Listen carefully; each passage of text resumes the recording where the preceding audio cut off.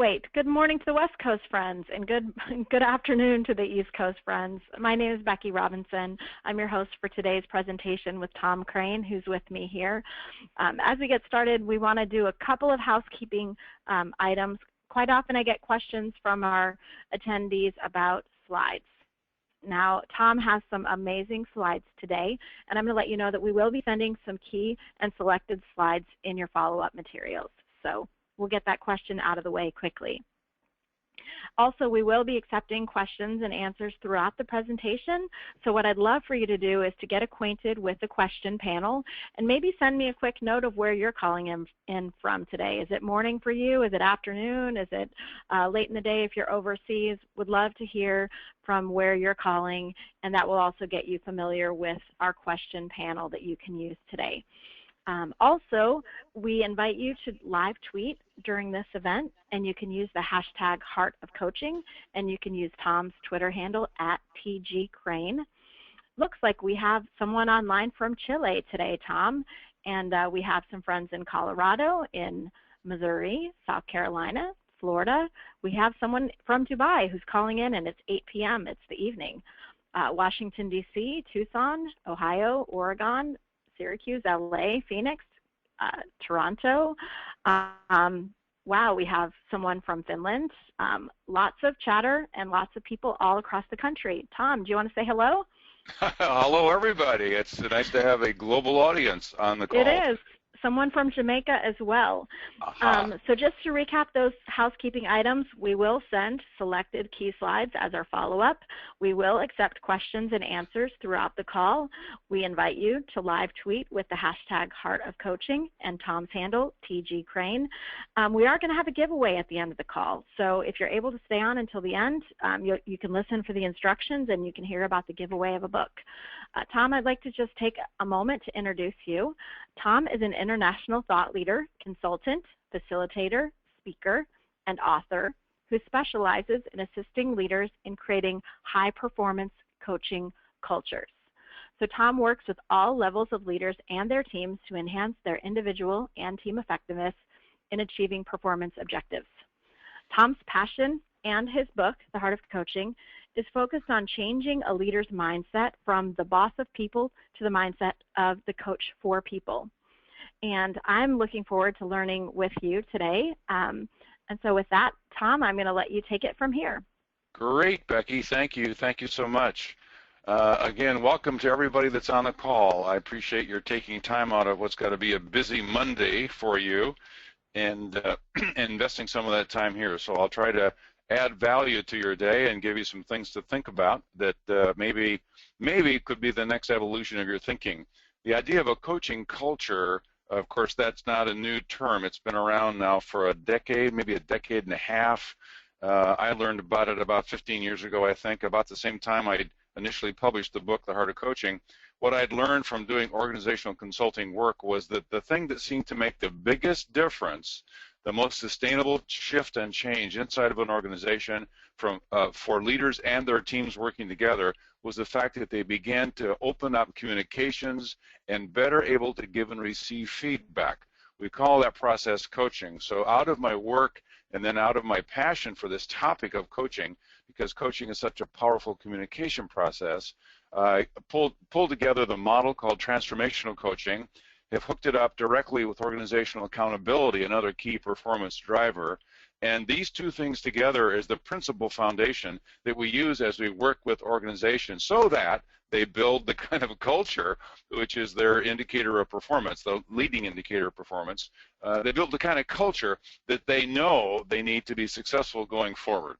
So that's my introduction, I guess, in terms of my passion for this work. It just is such a pleasure to work with all kinds of organizations at various levels, from top all the way down to the bottom, the people who are actually delivering customer service directly to your clients and customers, and share these ideas around what it takes to create, and this is, the idea of a sustainable culture that uses feedback as a way to propel change. So here we go. We don't have a whole lot of time, so I'm going to just jump into the content.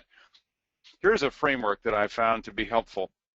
Suggests that alignment of strategy and structure of culture is key, first of all, but then the culture seems to be where the real true leverage and traction is. It's our shared attitudes and beliefs. You can see the way we might define that.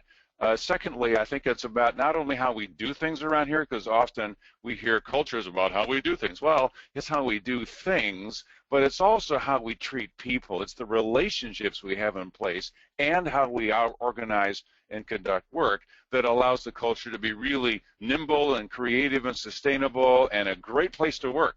So it ends up being the source of energy and passion when you've got that kind of a culture where people are free to grow and express themselves, and people have a way to be more of who they are. They bring all of who they are to work as opposed to just renting somebody's backbreaking labor. So the idea is let's engage the whole person. It ends up being a leading indicator of performance because, again, it's the hearts and minds. It's where the people live. That by definition, people are the culture, and it's how we all together work and the shared norms we have and how we work together, the relationships in place. It ends up being the source of our competitive advantage. If we're going to be successful in our marketplace and deliver value to our clients and our customers and continue to not disappoint customers but to delight them, then this becomes truly a sustainable advantage we have over competitors, unless we're in the nonprofit space, and even there we compete for dollars. So we're competitive in lots and lots of ways, which really means that we are successful. We're able to remain successful as we go forward. Here is an interesting study which is so powerful, I put it right up front. I wanted to make sure people know about the work by Bersin and Associates.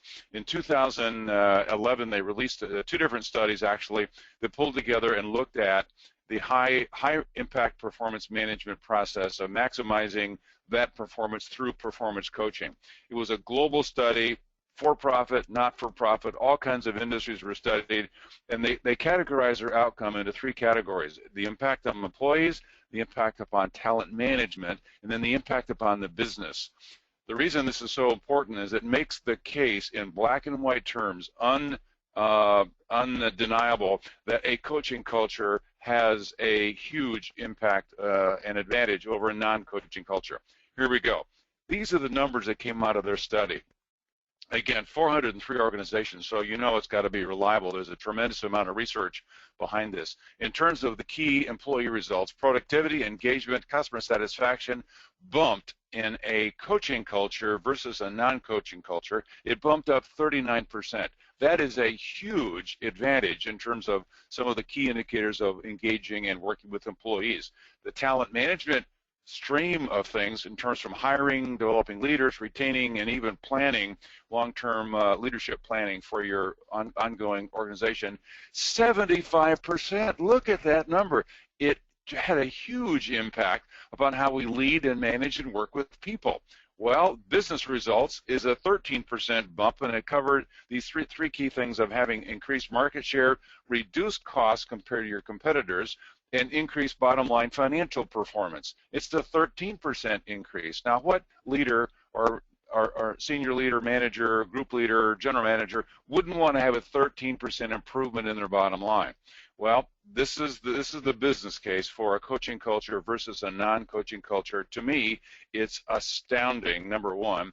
It validates things that I think I've known, and a lot of people on the call I'm sure would know as well. Intuitively, you know that if you have a culture where you can give and receive feedback, you have coaching becoming a coactive process of communication between people who actually work together, it's got to be a better outcome. The biggest single impact in all the culture change efforts I've been involved in for 20-some years is that the culture change is successful.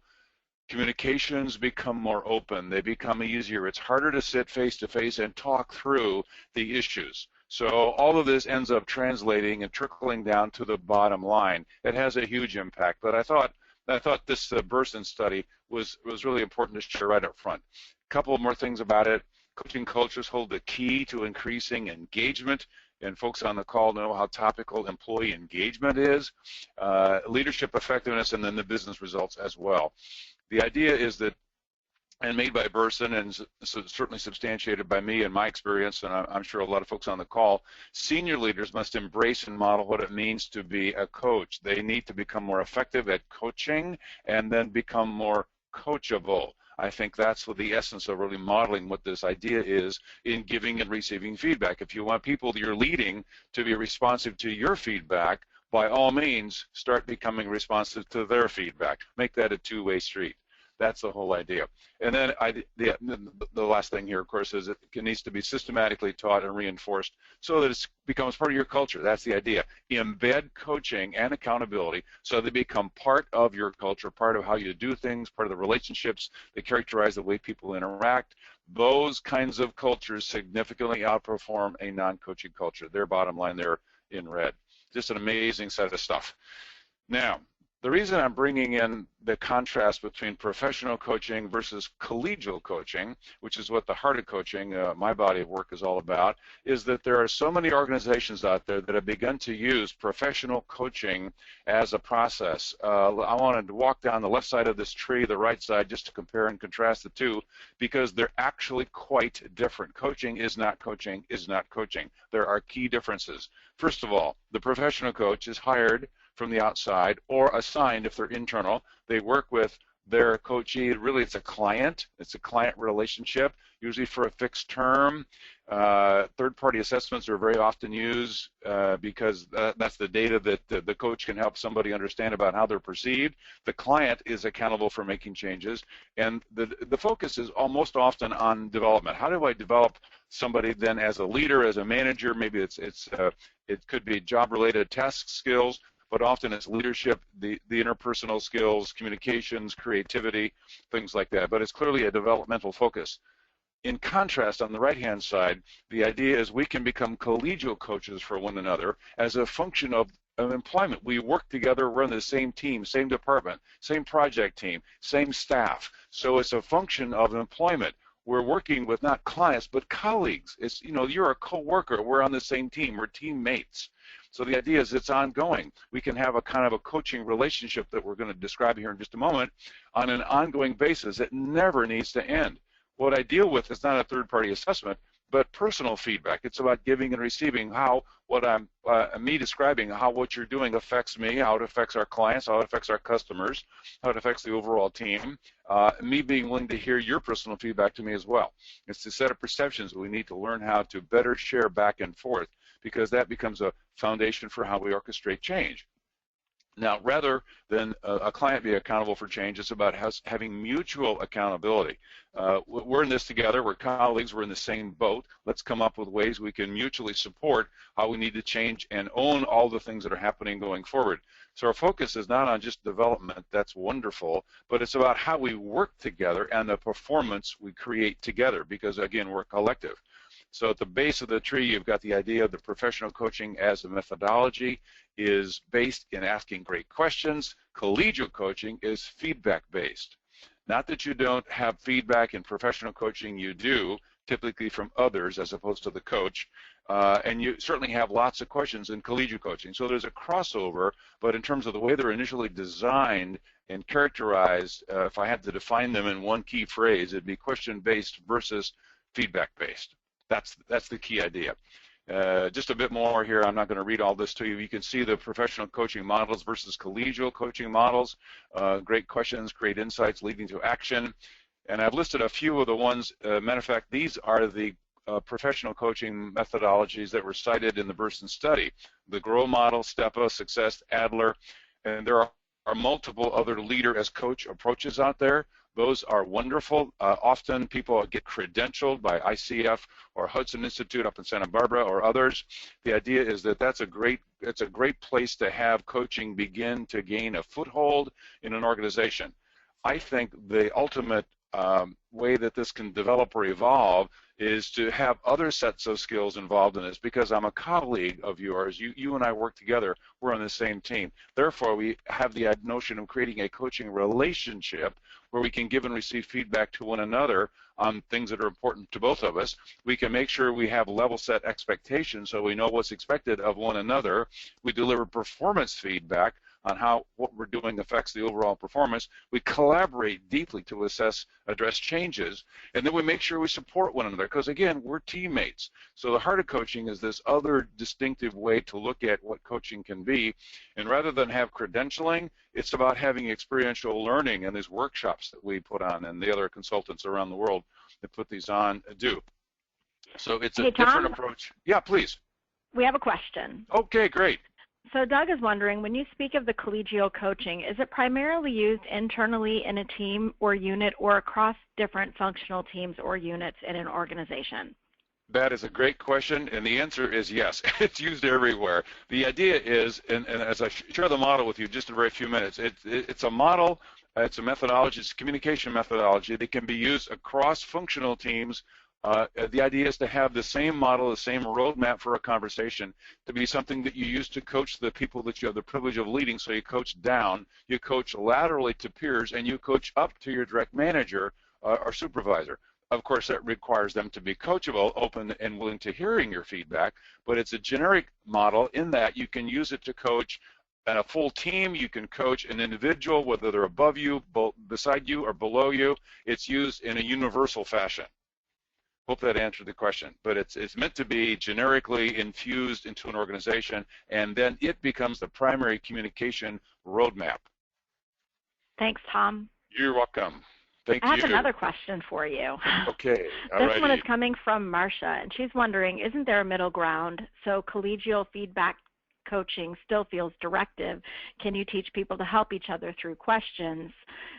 In-house as well as with outside coaches? And perhaps as we go into your model, we'll be able to answer that question. Yeah, as a matter of fact, we will, because we're going to see that there's places to be directive if you need to be, like if you're the person's manager and you've got something that's non-negotiable, a goal that must be met. It's a financial imperative. It's a matter of law or a matter of safety. There are places and times when we need to be directive, yet the idea is to be as collaborative and creative and use brainstorming as much as you can, so you end up with accountability and ownership. So I think more of that, Marcia, will be revealed as we look at the roadmap in just a moment. It's not meant to be a directive model at all. It's a very collaborative way to interact with folks. This thing I'm going to share with you right now is the idea of evolution. The idea, I believe, is that coaching cultures actually evolve over time. I'm going to have you take a poll here in just a moment to kind of assess where you think your organization might be, or if you're an external coach, the main clients that you work with, where do you think they are? Stage one is common. Some people know and they practice coaching. Pockets exist. The problems are usually the main focus of these kinds of situations where coaching is used. I'd characterize that down toward the bottom as a non-coaching culture. It's hit and miss. It may help where it's used. You begin to improve the situation when you, in stage two, bring in executive coaches, often framed as a perk to that leader. Leaders are coached then to be more effective in their job of leading. That would be a coached culture. You're beginning to see coaching creep in and take hold. Still hit and miss in terms of the population. Can become dependent upon the outside, and then professional coaching models are the ones that are actually used. Column 3, stage 3, is better yet, because now you've begun to integrate and teach people the professional coaching processes, and they use them with individuals, they lead, and with teams. Internal resources, HR, OD folks, if they're inside, can use these same models with managers, anybody with whom they interact, senior managers as well. Still a coach culture, because I think the notion here is it's still top-down. It's still a leader as coach. I'm coaching you. I'm focused on what the issues are. Coaches and coached can all receive the benefits, but it's kind of limited to those people who are actually been trained in the process and then actually receiving the coaching by this methodology. Stage 4 is where we shift gears, I think. You can include lots of professional coaching methodologies and people, internal or external, using those. Those are still fine. There's still a place for those. But the thing that changes in stage 4, and the reason I call it a best practice, is now this is a fuller expression of coaching where we make it a more generic roadmap for communications, more on that to follow. So we adopt collegial coaching to both work on coaching others and to be coached. We also work on our coachability. We put support systems in place. We put some metrics to make sure we're tracking the impact and capturing success stories about how these coaching conversations make a difference. They move the needle on performance. and then coaching has then become integrated into the entire organization. So here's where I think Becky's going to insert a poll to see if you have a sense of what stage you think your organization might be at. Absolutely, Tom. I'm going to launch that poll. And what we're asking here is, in your development of an organizational coaching culture, what stage do you feel your organization has reached? If your organization has reached stage 1, and Tom, if you can remind us of what that is, stage 2, stage 3, or stage 4. Stage 4 is the coaching culture. Yeah, Tom, stage 1 was basically no real significant coaching initiatives in place at all. Stage 2 is when you begin to bring in external executive coaches and they work with leaders. Stage 3, those same leaders and senior managers learn that same coaching methodology, asking great questions to provoke insight that leads to action. And stage 4 is when you've shifted gears and you've looked at everybody learning how to give and receive feedback. It's a feedback-based approach to coaching. Great. And while we're waiting for a few more people to answer, there was a question that came in from Randy that you may get to later. And he's wondering, Tom, if you happen to be in a traditional command and control culture that doesn't promote coaching, but you want to move toward a coaching culture, where and how do you start? And it might be that we're going to get to that, but I thought I would ask that as a few more people are answering our poll. Great. It's a good question. I think the idea is, I'll hearken to something that, Randy, I think you've heard before. Think globally, but act locally. It's like with accountability. Don't wait for your leadership team around you, you believe, to become accountable. You start showing up accountable and use accountability. So start using the coaching processes that you can learn on your own with the team with whom you interact. Again, acting locally, finding ways to opening up the idea of let's have a coaching relationship, let's begin to receive and give feedback to one another, because it's through this exchange of feedback that we all can learn and we all can grow. So to have people around you that you're part of your intact, either your intact or your rather intimate working team, that'd be just a great place to start, and get people engaged and excited about the idea of doing that. When you can up-level your skills in terms of the way you go about giving feedback and the way you go about receiving feedback, you're really modeling the way for them. So see it as a journey you take together, but have some support around you. Great. I'm going to close up the poll, and then I'm going to show the results. And let's see, here we go. I'm sharing the results. Hold on one second. So it looks like those of you who replied to the poll, 31% of you are in the stage 1, 46% in stage 2, 17% in stage 3, and only 6% in a true coaching culture. Well, thank you for sharing that. I appreciate people taking the time for the poll. Thank you. That's informative. About a third of the population hasn't really quite started this in any formal way yet, at least that's on the phone with us today. About half of the group is in this improve, whether you're using internal executive coaching or leadership coaching processes. A good number have started to really share that as an internal process and then have leaders use that. So this is encouraging. The more people we can move from stage 2 to 3, obviously, is better. And then 6%, a number of people have actually been able to use one of the relatively few collegial coaching approaches out there, which is fantastic. And of course, that's my passion. My passion is to move people through stages 2 to 3 on into stage 4, because that's where you make this really completely sustainable. You give people the ability, the mindset, the skill set, the language, the terminology, the process tools to give and receive feedback. It makes everything else better. So again, thanks for taking that poll. I'm going to move forward to our next slide. Here's a picture of what stage 3 versus a stage 4 could look like. And you can see the left-hand side, they're hired or assigned. Internal could be external, professional, or a subject matter expert coach. More on that in just a moment. And then you're coaching somebody who's actually your client. I think this creates a coached culture. It's all the way through stage 2 and stage 3. And then you've got this vertical relationship. Could be horizontal, but I suppose vertical is what's been shown here. Professional or subject matter expert coach coaching you. Nothing wrong with that. That's a powerful process. The collegial coaching process is on the right. Inside that bounds oval, circle or oval, is the idea of there's your coaching universe. There's you in the center. You have a manager or someone that is a direct supervisor to you.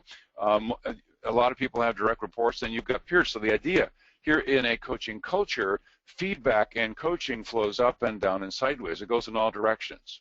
It's a universal communication process that people can learn and then start using it based upon that leadership team saying, yep, let's go there. This is going to create a more robust kind of discussion. We'll be better at solving problems. We'll have all kinds of faster at solving problems, more collaborative, a greater place to work, more creativity. Here's the words that actually I put to this that I think Becky's going to read to you. That's the idea of what a coaching culture might look like if you close your eyes and imagine what is possible out in the future. Becky's going to read this for us. In coaching cultures, all members of the culture courageously engage in candid, respectful coaching conversations with one another, unrestricted by reporting relationships about how they can improve their working relationships and individual and collective work performance. All have learned to value and effectively use feedback as a powerful learning tool to produce higher levels of personal accountability, professional development, high-trust working relationships, continually improving job performance, and ever-increasing customer satisfaction. Thank you very much.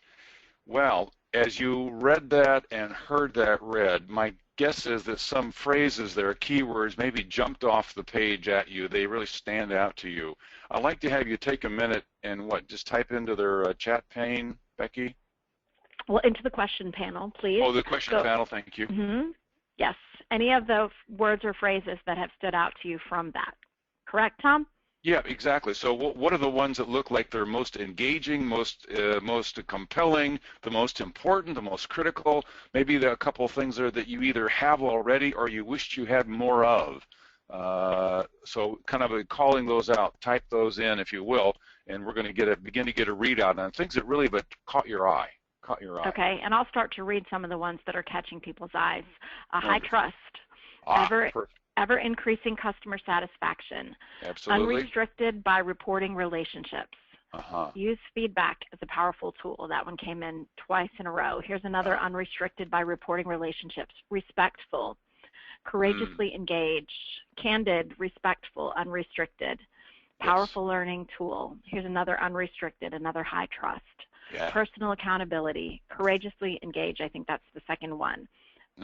Again, high trust working relationship, again, unrestricted. Collective work performance, respectful. Yep. Candid. Let me make a couple of comments if I can. Unrestricted seem to come up quite a few times. The idea here is that let's not be bound by who reports to whom. Let's have the freedom to give feedback with whomever with whom I interact across the organization. So thinking across the organization, there's a lot of folks that people interact with, and if we restricted everything to the chain of command and things that came down the chain of command and things only go back up the chain of command, we completely cut off the ability to interact more realistically, more authentically with everybody with whom we're interacting. So the idea is to have respectful conversations with people and deliver things, deliver feedback and ask questions and things in a way that people can hear that. They don't feel intimidated. They don't feel criticized. But it's a respectful conversation, and in one of those, the idea is that you can have a respectful coaching conversation and you can talk about anything with anybody, given the fact that respect is there. That's the thing that facilitates people being willing to engage and have those conversations. Sure, and I love seeing these come in. Thanks to those of you who shared them. I have a couple more questions that have come up in the course of this discussion, Tom. Sure. One is from Larry, who's wondering, what do you do when a staff member downline is uncoachable? That's a great question, Lori. I often get this in workshops. The idea is this: uncoachable is maybe uncoachable by you. Don't know, but the idea would be it's at least feedback on the relationship you have with them. They may defer, deflect, or run away from feedback, or just be impossible to work with. So for you, they're uncoachable, and they may be with others as well. The idea would be help them find somebody who can deliver feedback and they can be responsive to it. Truly, if you have somebody who's uncoachable, and they've dug themselves into that kind of a trench, and they've got all kinds of protections up around themselves, and they're in complete denial about how they come across, and they won't listen to anybody, they probably need to work someplace else. So if they prove that they're uncoachable by anybody on any means possible, and are unwilling to create this kind of a give and take and exchange and become a partner in the conversation with you as coaches and coachees do, then they maybe need to work someplace else, or it's a wrong role for them. They could be going through a life change of some kind that's absolutely compelling, and they're unable right now in this moment to be coachable. So you've got to weigh a lot of different things, but ultimately, if you go through a coaching culture shift and you move in this direction, those people who are unwilling to go there actually separate themselves. They begin to stand out like a bump on a log, and you can begin to spot them after 6 months or a year that they're not any longer choosing to fit in. And you know, the best thing you can do for them, for their own peace of mind as well as the organizations, is to help them find some other place to work. Sure, and a follow-up question here, and I won't name the person just in case. What do you suggest if the person who's uncoachable happens to be your boss? Aha, never seen that. No, that's not true. Well, we do have bosses who are resistant. You know, the higher up we get, if we're not careful, the more unwilling to change we are, the more proven our ego kicks in and say, well, I've made it. I'm actually, look at the power I have. So it's an ego trip to insulate yourself from not receiving feedback from those that you have the privilege of leading. So that's why when we do culture change around the idea of coaching and accountability, putting those into your culture, we start with a leadership team first. It's the leaders who need to be on board, embrace this, find ways to make peace with the idea of them becoming coachable, because that is a step up for lots of folks. Now, I'm not saying everybody. I mean, you can have anybody who is so egocentric they have a hard time hearing feedback, and they can be anybody on the team. Low, medium, or high position makes no difference. But the point is, it's particularly problematic when a leader becomes uncoachable or remains uncoachable. That's why we work with them around their coachability as much as we work with them around how they deliver feedback, how they actually coach others. It's got to be a two-way street. You know, you've got to model that way. So what you can do, you can still invite them into a conversation with you. Let them know you value their feedback, you'd like to get more of their feedback, and focus it on a couple key things for you, and then really acknowledge them when they give you higher quality or more frequent feedback, because it helps you. That's a way to kind of pull them into the mix, pull them into the soup of coaching, if you will, so that they see, oh gosh, when I do that, so-and-so, Larry likes that, wonderful, maybe I'll do more of that. So you bring them along, notwithstanding some type of a workshop or a cultural intervention of some kind, then you're kind of left to your own devices. Great.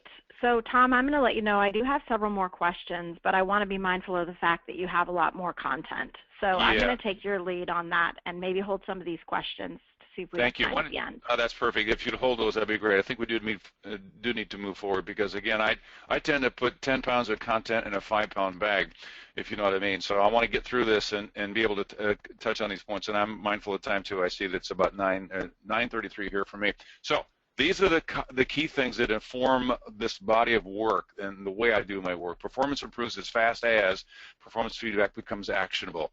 The idea is to make it clear, to make it concise, to make it unequivocal, to make it timely. There's things that really make it actionable, but how it's said is so important. Not only what is said, but how it's said as well. And I think it's useful, the second bullet there, in direct proportion to our mutual trustfulness. If I don't trust you, don't like you, you don't like me, the feedback really is an irritation. And it's something that seems like water off a duck's back. I'm not going to really be able to take it in.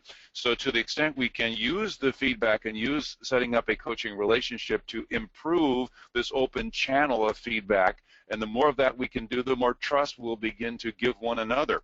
And I think that's the thing, that, you know, trust is really the currency of leadership, and we all lead from wherever we are and whatever position we're in. So the idea is to make sure we're consciously and deliberately working on the relationship. Covey would say that emotional bank account is so key, to make sure we're making positive deposits into trust, our trust account with people, so that when we have to talk about something difficult, we can do that. Coaching is not incremental work. Often people think, well, I don't have time to coach. I'm too busy doing my job. Sorry, this is how you do your job. That's the idea. Learn this communication roadmap, which I want to get to in just a brief few seconds, that shows people how to use this to organize their information, organize their conversations.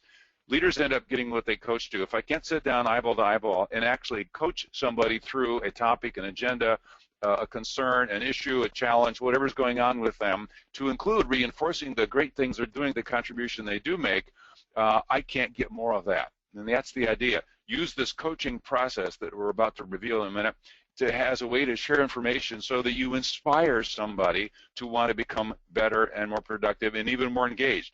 And last but not least, culture changes when and as fast as leaders change their behavior. Most cultures are leader-led. The process we use then is a leader-led process so that they have a chance to get on board and they become visible advocates of the change. Here's the change. Here's the idea. We want people to consider shifting from being the boss of people. Why? Because I said so, I'm the boss, that attitude, if you will, to the coach for people. I want to serve you. How can I help you grow? What's holding you back? So then rather driving and pushing, the energy is lifting and supporting rather than telling and directing. And there are a few times you need to be telling and directive. Those are appropriate. I mentioned a few of those a moment ago. Spend more of your energy asking and soliciting and engaging, knowing the answer versus seeking creative answers. Well, on down through the whole list, you can see the next to last one focused only on results. Well, we've got to maintain a dual focus on both the processes we are using and the results we're achieving together. That's a more balanced approach. And of course, it's not about getting the most from people, it's about getting the best from people. They want to give their volitional, discretionary energy. That's what purpose is about. They're about halfway down the list using fear to achieve compliance. Compliance is not enough to get any organization where it really needs to go. It's about having commitment, and purpose and mission is what really and core values is what really enlivens people and has them be fully engaged. So those are the key ways we look at this transformation from being the boss to the coach for people. It's a different energy field. You can maybe characterize your entire culture as being somewhere on the left or leftish versus somewhere on the right. We're moving in that direction. We want to do things that consciously and deliberately trigger engagement, that fourth line down, rather than inadvertently trigger insecurity. That doesn't help anybody. So this is the key way we make this distinction on this transformation that happens at an individual level, from boss to coach. I'm going to skip that slide. I'm going to skip this slide, which basically says that the heart of coaching, this whole roadmap, has been pulled together by other bodies of work that you can see. You'll notice things around that image right there that you've studied, you've gone to courses on. Maybe you deliver courses on this. 7 Habits, Good to Great. Cotter's work on leading change and transitions. Goldman's work on EI, emotional intelligence, powerful stuff. I've worked to pull those key ideas and key essential principles into this roadmap, which we're about to get to. Here's the way I describe it at a fairly complete level. It's a comprehensive process meant to be universal in design of clarifying expectations. People have to know what's expected of them, sharing feedback back and forth. I see this, what do you see? And then engage in collaborative action planning. Let's do this collaborative so that the colleagues will end up owning the outcome, owning the results. Then you have positive dual intentions of both enhancing our relationship and achieving improved work performance. It's a two-track system. You're looking at the relationship and the results you're getting, and doing it in such a way people feel supported and partnered with. They feel like they are part of this process. They're engaged with you because they want to be. So that's kind of the beginning definition of what this collegial coaching process is, and you can see how it's quite different than a professional coaching approach. Here's the toolkit. I'm going to pause here in just a moment because I'm going to go through each of these 4 tools here in just a moment. The coaching roadmap is the spiral in the middle. The results cycle are the ovals around the outside. The accountability cycle are the connectors between the ovals. Beliefs to behavior says choose and then accept, own, and then reflect. And then the little delta symbol, the Greek symbol for change, the change map, what will be different? I'm going to cover each of those in just a moment. I think Becky has a poll to share with you right now before we jump into the tools. Tom, can you help me know which poll? Because we had one related to boss versus coach. Is that the one that we want to do? No, sorry, we skipped that one. No, let's forget and go on. Sorry. Okay, no problem. I just wanted to make sure that I was executing the correct poll. So I will do that now. We are going to do this poll here. What coaching skill below? Okay, I'm going to read it to you now. Launching now. Just a little bit of slowness on the platform. This poll says, What coaching skill below represents the one you feel you most need to improve? And you can please select one. Setting clear expectations, goals, and accountabilities, clearly stating topic and positive intentions, confronting what needs to be confronted, sharing negative feedback, or firming up action commitments and follow through. We're going to give you just a few minutes to answer that poll. Please select the one that most represents your area and need of improvement. And while folks are answering the poll, Tom, I'm going to share a question with you that came from Mel. He said, what do you suggest to truly evoke reflective practitioners as coaches? Evoke reflective practitioners or practices, I wonder? Yeah, not sure. Mel, if you would like to clarify, I will be glad to clarify, and people are still voting on the coaching skills. Yeah, meanwhile, you know, obviously the act of reflection is key. It's matter of fact, it's embedded right here. If you look on that outside result cycle, beliefs, behaviors, relationships, results, between results and beliefs, you see the word reflect. That is, you know, these four connectors are really what I've characterizing here as the essential part of what it means to be accountable. I need to be reflective so that I can learn, so that I can grow. I can look at how I've done something, the outcome I got, and then reflect on how do I need to think about this differently. Do I need to change the goal for myself? Do I need to become even more engaged? Is there something I need to do more of or less of, or stop or start? Thus being reflective so that I continue to grow and contribute to the organization. So reflectiveness is a key skill and attribute I think we want to really cultivate in people. Coaches first, because coaches need to be reflective and model that way. Anybody acting as a coach, of course, that, and the way I look at it, it's the entire organization. Anybody can be a coach to anybody, given the fact that they've got this vocabulary and kind of a process map in mind. And then if they can not only be reflective of themselves, but then encourage others to be reflective by asking reflective questions, then we're off to the races. It's a key way to really make accountability, I think, come alive. Thanks. So what I'm going to do now is I'm going to share those poll results. It looks like the greatest area is confronting what needs to be confronted, with about a third of the people sharing that one. 30%, Tom said, firming up action commitments and follow through.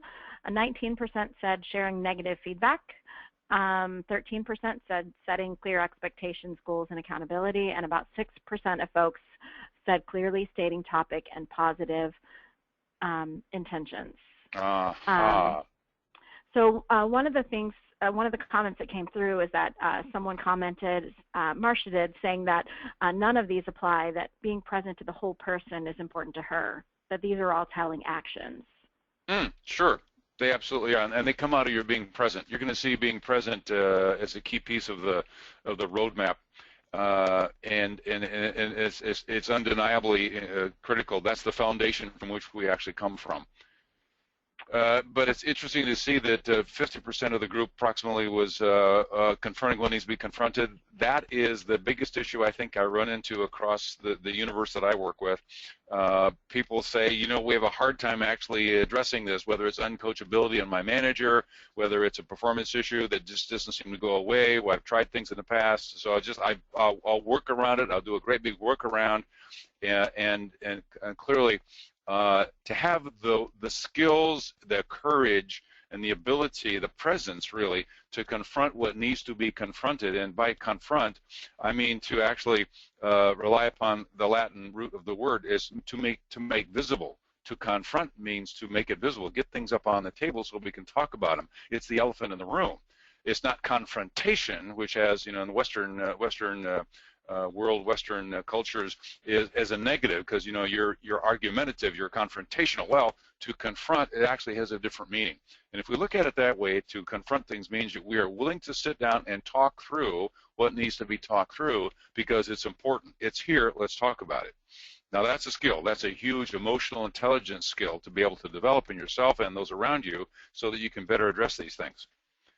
So that's a great poll result there. It really kind of tracks with what I see more often than not. And of course, this roadmap is a way to actually sit down and talk about what needs to be talked about. I need to move through it right now. Here we go. The base, the key things which are in that are how we're going to work together. That's our foundation. Those are the key things we discussed there. And the feedback loop is how we each see things. I see this. What do you see? What's going on from your perspective? And then what are we going to do differently as a result of this? How do we forward the action? So those are the meta purposes for the roadmap as it's designed to be used between colleagues. Let's look at them a piece at a time. The connect, that means reminds us. So think of this as a menu. Think of this as a reminder system, a roadmap of things you will need on the journey of creating the kind of relationships and the kind of performance you're capable of creating as you go through time. So connect, build relationship, get into rapport, get into and stay in rapport, and we advocate setting up an explicit coaching relationship with people, so it's a two-way street. We're open to giving and receiving feedback. Setting course and great expectations. Course, high-level stuff. Where are we going? Vision, mission, strategy, core values. The GREAT is the only acronym in the whole model. Goal stands for, G stands for goals, R are roles and I should know this. Resources, there we go, roles and resources available to us. A is accountability. Let's put that in place right up front. T is timing, and E for engagement or enthusiasm. So great expectations brings in those things that really allow people to be successful. Between the course and great expectations, that sets everything in motion. Between the relationship then and where we're going, then you move into observing, becoming more observant, paying attention to what you pay attention to, and then preparing when you need to prepare for the feedback loop conversation. Here's a bit more on the accountability, because it's the A in great. Here's the idea. We married the two together. We have the notion that feedback on behavior and feedback on performance is powerful, but if the person's not accountable, it doesn't stick. If they have a mindset and skill set of accountability, but they don't have the feedback, how can they grow? You put the two together, they become the two most powerful performance drivers, if you will, for an individual, for a team, for an entire organization. So coaching and accountability, the yin and yang of high performance, we put them together purposefully in our workshops because, as most people would agree, they're critical. Then we move into the feedback loop, and here you see Marcia says, be present. You're going to be present for these conversations because they're critical. It requires us to be fully available for the person and the topic that's in front of us. We state our topic in context, if that's helpful as background. We share our positive intentions for this conversation, and then a permission check is now a good time. So that little bullet up on top there sets the tone and the expectations for our conversations that could be initiated by anybody on the team. It could be your supervisor, it could be a peer, could be a customer who sets up a conversation with you. Who knows? Because we have all kinds of internal or external customer exchanges all the time. The second bullet is describe the behavior. What was actually done or said? What did they do or say? What was the behavior? And then what was the impact of that behavior on relationships and the impact upon results? Well, connecting 3, 6, and 9 o'clock on this dial is what we're really talking about. This is the result cycle now, and over on the right-hand side it says behavior. What did they do or say? Down toward the bottom, the impact that this had on all relationships, including customers, internal or external, colleagues, teammates, the direct manager, whoever is involved. How did it affect people, and how did that lead to an impact on our results? Those things that we're actually have goals around, we're trying to achieve.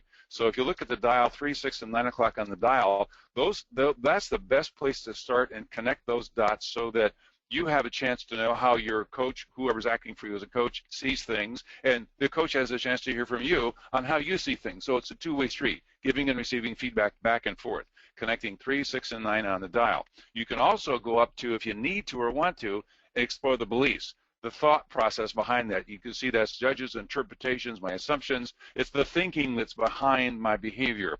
The idea is if you want to transform somebody's performance and make that sustainable, you're likely going to have to delve into and understand, share, as well as know their beliefs and assumptions that they've made. So this makes a complete feedback map. You see the subtitle here? It's a feedback map on making your feedback be specific. Well, back to this. The third bullet down, ask learning questions to explore their experience and their beliefs. That's that 12 o'clock on the dial. Reminds us to be good at listening at least 2 levels. The head listening, I hear you saying this, is that what you mean? That's the reflective piece. Empathetic listening is I can see the pain you're in. I understand what this might feel like. So to be able to empathize with you is a deeper level of listening. And sometimes that's called for, sometimes not. The last thing there, you see mutual accountability for co-creating situation. Well, the idea is this. as a touchstone, if you talked about something where the wheels just came off the wagon, we didn't meet our cost or quality objectives, our customers are upset, we have a problem, we will need to explore in a learning sense how we got here together. So how do we all co-create this? Things don't happen all by an individual or alone. You know, we do things between people and with our colleagues around us. So the idea is that accountability there is a way, is there to include things like this. I think you'll see this in handouts. Some of the behaviors we'll be coaching people around would be the way they make excuses or blame or stick their head in the sand, wait and hope. Those kinds of things are what we want to have people be able to spot and then coach to, obviously by all means modeling it, so that accountability becomes alive and becomes more effective and powerful going forward. Well, the last part of the conversation is how do we bring it to closure. We may need to refocus on a shared vision of success, just because we may have talked about a whole bunch of things and kind of gotten off track. Let's bring it back to what success would look like for all of us involved in this conversation. Then you've got some options for change that rise in levels of assertiveness. I can solicit and suggest options. That's brainstorming. I can request a specific change, which is me being more assertive if I'm acting as the coach in this conversation. And then if it needs to come down to somebody stating, here's the requirements, no longer an option, we need to start being aware of consequences. You've got that third option. That's the telling, more directive approach if situationally it's required. The idea is you use that one as a course of last resort. Then whatever option we've used here, the idea is to come up with clarifying the action commitment. Notice it doesn't say action plan. It's an action commitment. How we're going to follow up on this and make sure you've offered support. How can I support you? Then the last thing to consider as part of the conversation is to debrief this. How did this go for you? Was this a good conversation? I appreciate the way you came in and offer that appreciation. You were open. You were coachable. You contributed to our conversation. Looks like we had a good exchange back and forth. So all of these things, then I'm going to skip that one. All of these things are a way to, again, represent a holistic, a systematic, a universal menu of things you can bring into a conversation to make the conversation powerful. We've essentially deconstructed a coaching conversation into all the pieces that represent competencies and skills that we want to get good at so we can actually hold powerful, powerful conversations. So that's the whole roadmap. That's the whole thing, the way it's been developed. It's been developed a couple of different iterations over the last few years, but we think it represents a best practice. And you notice the subtitle, the roadmap for emotionally intelligent collegial coaching conversations. Well, the idea is to be able to tap in and use our emotional intelligence, our wisdom, our relationship wisdom that we have as we relate to one another.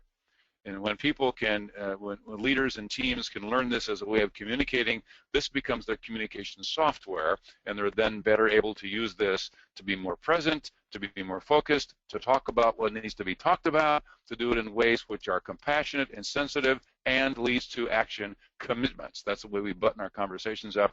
We end up with an action commitment. And that's the roadmap that we've developed and work with. And when people bring this into a culture, it has a huge difference. Here's the impact it has on engagement. Starting at the top, 12 o'clock on the dial here, if you have a purpose in mind of engaging with others, or you in this case, to create inspired, passionate performance, kind of the holy grail, what we're looking for, I must therefore, I think it was Marcia said, I must therefore be present and connect with you. To connect, I bring my compassion and my humility, and I don't judge you. I show my compassion and respect for you by being a good listener. I listen patiently to you. This is a colleague to colleague. I create, therefore, safe relationships where you're now trusting and open with me. When we can become more trusting and open with one another, we find inspiration and passion for our work together. So those are the essential tools and skills and attitudes of mind, I suppose, and skills at the behavioral level that we have people learn in this workshop so that they can create the inspired, passionate place where they will all enjoy working. Though it creates engagement. Engagement is the natural outcome of having these kinds of skills being used, these kinds of attitudes showing up in the place of work. So, and I think that that's what we all want to do, right, Tom? We absolutely. want inspired and passionate performance from our people. So that's exceedingly helpful. Yeah. let's just take a moment to remind people of how they can get in touch with you. And I mentioned at the beginning of the hour that we were going to have a giveaway at the end. What I'd like to ask right now is if people are willing, starting at this moment. Oh, wait, you have one more. Sorry about that. Couple more. Sorry, go ahead. Go ahead. Yeah. No, you can keep going. I think we have a minute or two. Yeah, I'll mention the giveaway in a second. We're coming up on it, though. So, organization, we developed and we use a coaching culture assessment report. You can see the 5 areas of organizational competency we look at, and you can see it's a questionnaire which is done anonymously that creates a benchmark and then a way to assess change as you go through time. So that's an organizational assessment report that we do use. We offer a coaching skills assessment based upon all the competencies. If you take the bullets and break them into their standalone competencies, there's actually 20 of them, and then those become part of how we have people assess themselves and are able to then, from that, create a coaching contract for themselves so that they know what behaviors they're going to work on to be more effective as a coach as they lead others.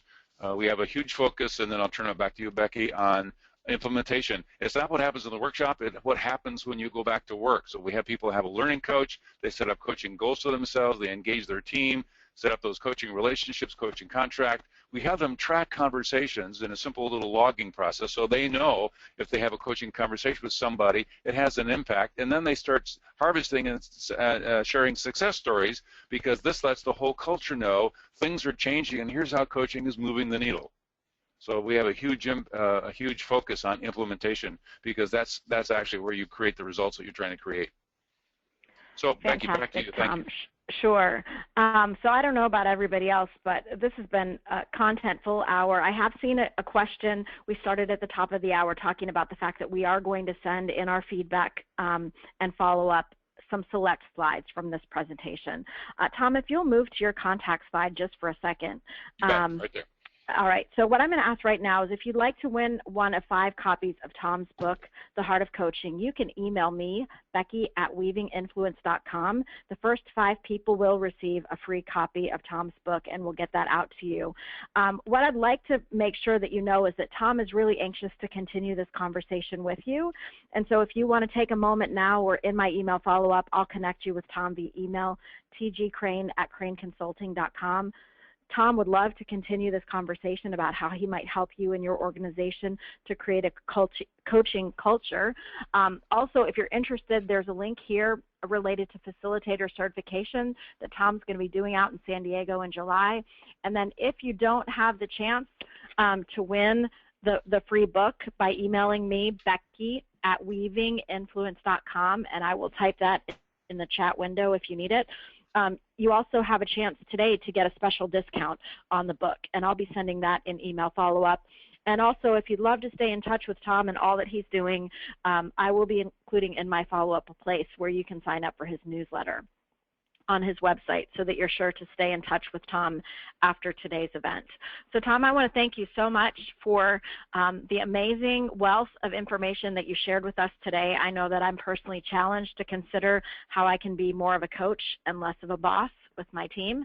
And I'm looking forward to continuing this conversation both with you and the other people on the call. I'm seeing more questions about the email for the free book. My name is Becky, B-E-C-K-Y. And my domain is weavinginfluence.com, and if you check your chat window, you'll be able to see that address. So thanks so much, Tom, and thanks to all of you for being with us today.